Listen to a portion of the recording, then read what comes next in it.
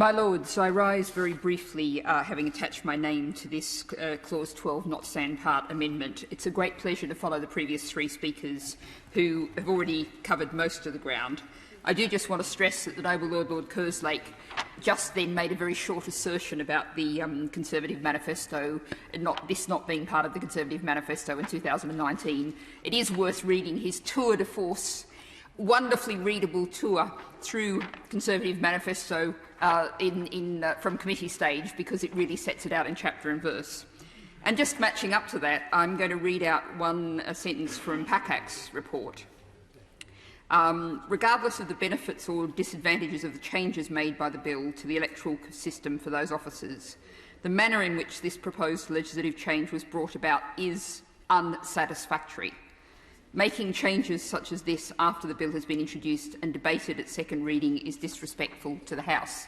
That was the independent conclusion made in the other place about the process down there. So it's not a manifesto commitment. An independent oversight has said the way this was done is not appropriate. And I think there's one point that was discussed in committee that, and my noble friend Baroness Jones of Molescombe spoke for us then.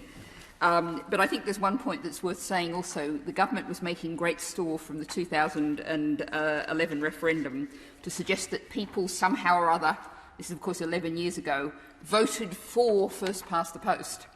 Well, I speak to a lot of voters who are used to voting for what they see as the second worst candidate to stop the worst candidate getting in under first past the post.